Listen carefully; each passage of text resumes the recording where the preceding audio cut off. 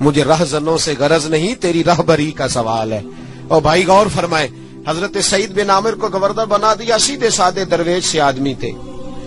کچھ مہینوں کے بعد حضرت عمر خود ان کے صوبے میں پہنچے، جامع مسجد میں سب لوگوں کو جمع کیا۔ جب سب لوگ جامع مسجد میں جمع ہوئے تو حضرت عمر فاروق نے فرمایا اپنے گورنر کے بارے میں بتاؤ کیسا ہے۔ یہ ہے جمہوریت۔ ادھر دیکھیں جی، میری بات پہ توجہ فرمائیں، یہ جمہوریت ہے۔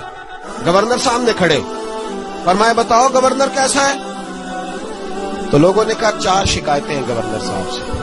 اس کو حضرت ابن جوزی علیہ رحمہ نے نقل فرمایا، 4 شکایتیں۔ کون سی؟ کا پہلی شکایت یہ ہے کہ گورنر صاحب جب شروع میں گورنر آئے تھے تو فجر کی نماز کے بعد ہی لوگوں کی بات سننے لگتے تھے، اب نماز پڑھ کے گھر جاتے ہیں، 9-10 بجے واپس آتے ہیں۔ دوسری شکایت یہ ہے کہ ہفتے میں 1 دن ملتے نہیں۔ تیسری شکایت ہے صرف دن کو ملتے ہیں، رات کو نہیں ملتے۔ اور چوتھی شکایت یہ ہے کہ کبھی کبھی رونے لگتے ہیں اور بے ہوش ہی ہو جاتے ہیں۔ آپ نے عجیب دیوانہ گورنر بنا دی۔ حضرت عمر نے حضرت سعید بن عامر کی طرف، بول بھائی تیری شکایات ہیں۔ جناب سعید بن عامر کہنے لگے حضور میرا راز نہ ہی کھلتا تو اچھا تھا، اگر آپ نے کہا ہے تو کہہ دیتا ہوں، بتائیے۔ فرمایا تیری پہلی شکایت ہے کہ تو فجر کے بعد گھر جاتا ہے، 9-10 بجے آتا ہے۔ جناب سعید بن عامر رو پڑے۔ گورنر صاحب کہنے لگے حضور غریب ہوں، نوکر رکھنے کے پیسے نہیں، بچے میرے پاس موجود نہیں، بیوی میری بیمار ہو گئی ہے، 30 سال اس بھلی مانس عورت نے میری خدمت کی، اب بیمار ہے، نماز پڑھ کے گھر جاتا ہوں، اپنی معذور اور بیمار بیوی کو ناشتہ پکا کے دیتا ہوں، اگر اس کے کپڑے بدلنے والے ہوں تو اس کا وجود دھو کے کپڑے بدلتا ہوں، گھر میں جھاڑو دیتا ہوں، برتن مانجتا ہوں، لوٹتے دیر ہو جاتی ہے۔ کہتے ہیں حضرت عمر پہلے جواب پہ سختہ طاری ہو گیا، کہ تیری دوسری شکایت یہ ہے کہ ہفتے میں 1 دن ملتے نہیں۔ تو سعید بن عامر عرض کرنے لگے حضور کرتا میرے پاس ایک ہی ہے، ہفتے میں 1 دن دھو کے خشک ہونے کو ڈالتا ہوں، بیوی کے کپڑے پہن کے بیٹھا رہتا ہوں، ٹھنڈ کا موسم ہے، اثر وہی ہو جاتی ہے۔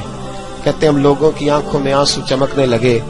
کہا تیری تیسری شکایت یہ ہے کہ تو دن کو ملتا ہے رات کو نہیں ملتا، تو رونے لگے، داڑھی ہاتھ سے پکڑ لی، کہنے لگے حضور دیکھیں کوئی بال کالا تو نہیں نا، ساری سفید ہو گئی ہے، پتہ نہیں رب کریم کب بلا لے گا، دن مخلوق کے لیے رکھا ہے، رات اپنے رب کے لیے رکھی ہوئی ہے، میں ساری رات اسے مناتا ہوں کہ مولا یہاں پردے رکھے ہیں تو وہاں بھی میرے پردے ہی رکھنا، اے اللہ یہاں تو نے وقار دیا ہے تو وہاں بھی وقار ہی دینا۔ اور کہا کبھی کبھی روتے ہو اور بے ہوشی ہو جاتے ہو؟ کہنے لگے حضور بہت پختہ عمر میں کلمہ پڑا تھا، 40 سال کا تھا جب کلمہ پڑا، جب 40 سال کے گناہ یاد آتے ہیں تو رو پڑتا ہوں، سوچتا ہوں کہ میں تو 1 ہفتے کا حساب نہیں دے سکتا، 40 سالوں کا کیسے دوں گا حضور، پھر مجھ سے برداشت نہیں ہوتا، پھر تڑپ جاتا ہوں۔ جب چاروں باتیں کہیں تو پھر رونے لگے، کہنے لگے حضور اب میری سزا کا بھی اعلان کر دیں، اب میرے پردے کھلے تو سزا کی بات بھی کریں۔ حضرت عمر نے ہاتھ اٹھائے اور کہا اے اللہ میرے محبوب کی امت کو کچھ ایسے گورنر اور بھی عطا فرما، اپنے آپ کو سنوارے، اپنے آپ پہ توجہ دے۔ بڑا ہو گیا خوابوں کی دنیا میں زندہ رہنا اور لفظوں اور جملوں کی اوٹ میں چھپ کے اپنے آپ کو مطمئن کرنا، اب ذرا عمل کی دروازے کی طرف بھی اپنے قدم بڑھائیں اور کچھ کام ایسے بھی کریں جو ہمارا اور ہمارے رب کا راز ہو، اور صبح قیامت وہ ہمارا خزانہ ہمارے کام آئے، ہمیشہ مدحت خیر الانام میں گزرے۔ دعا ہے یہ عمر درود و سلام میں گزرے۔ آخر